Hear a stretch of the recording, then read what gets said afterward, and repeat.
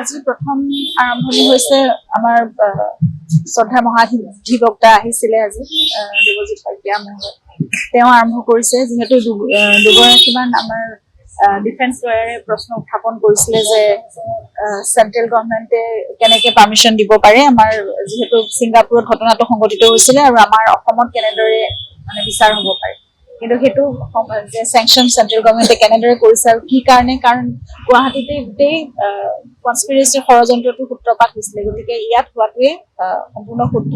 সেই কথাখিনি তেওঁ আৰম্ভণি কৰি গোটেই কথাখিনি তেওঁ আদালতত উপস্থাপন কৰিলে। তাৰপিছত আমাৰ যিসকল প্ৰজিকিউশ্যন কামাৰ ছাৰে গোটেইখিনি কথা ক'লে যে আমাৰ সিদ্ধাৰ্থ ছটা একাউণ্ট এটেচমেণ্টৰ কথা লৈ পেলাই সেই কথাখিনি গোটেইখিনি বিশদভাৱে বিৱৰণ দিলে, কেনেদৰে মানি লণ্ডাৰিং হৈছিলে, কেনেকুৱাকে টকা পইচাৰ লেনদেনৰ ক্ষেত্ৰত বহুত ব্যভিচাৰ হৈছিলে, সেই কথাবোৰ জুবিনৰ ক্ষেত্ৰত কিমানখিনি অন্যায় কৰা হৈছিলে, সেই গোটেই কথাবোৰ বিশদভাৱে কৰা হ'ল। আৰু ডিফেন্স লয়াৰো তাৰ ওপৰত কিছুমান তেওঁ নিজৰ ফালৰ পৰা কিছুমান যুক্তি দাঙি ধৰিছিলে, কিন্তু সেই গোটেই কথাখিনি আজি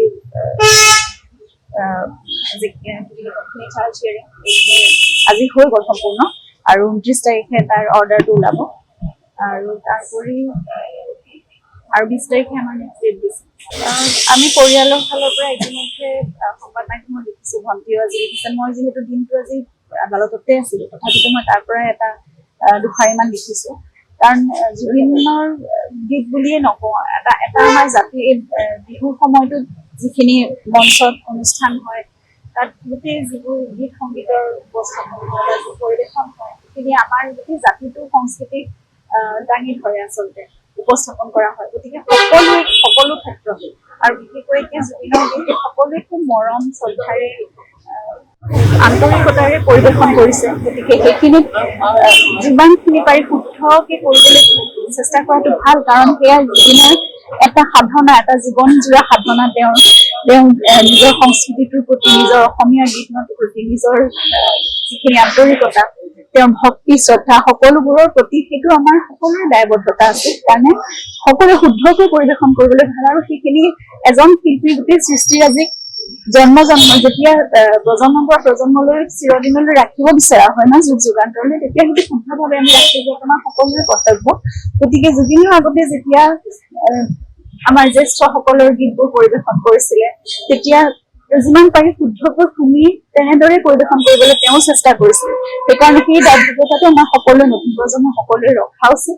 আৰু এইটো অকল আমাৰ পৰিয়ালৰ ফালৰ পৰাই নহয়, প্ৰতিজন অসমীয়াৰে সেইটো দায়বদ্ধতা, প্ৰতিজন অসমীয়াই সেইখিনি চোৱাটো বা মন দিয়াটো সকলোৰে কৰ্তব্য। গতিকে সেইখিনি শুদ্ধভাৱে কৰক, আৰু তেওঁলোকে যিমানখিনি মৰম জুবিনৰ প্ৰতি কঢ়িয়াই ৰাখিছে, সেইটো কাৰণে আমি সদায় কৃতজ্ঞ।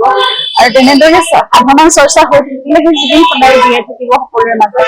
সেইখিনি হৈ থাকক, যিমান প্ৰচাৰ প্ৰসাৰ হ'ব, যিমান চৰ্চা হ'ব, তাৰ প্ৰতি আমি সেইটোৱে প্ৰাৰ্থনা কৰোঁ, কিন্তু শুদ্ধভাৱে হওক। আৰু প্ৰতিটো গীতে, অকল জুবিনৰ গীতৰ কথাই নহয়, মহাপুৰুষ দুজনাৰ গীতো যদি পৰিৱেশন কৰিছে, গীতৰ মামাৰ গীতো যদি পৰিৱেশন কৰিছে, শ্ৰদ্ধাৰ জয়ন্ত হাজৰিকা বা অন্য জ্যেষ্ঠসকলৰ গীতো যদি পৰিৱেশন কৰিছে, সকলোবোৰ শুদ্ধকৈ কৰক। সেইটো সকলোৰে আমাৰ দায়িত্ব বা কৰ্তব্য। সেইখিনি হোৱাকে কামনা কৰিছোঁ। যিকোনো খবৰৰ বাবে যোগাযোগ কৰক আমাৰ এই নম্বৰত 9181 307 2221।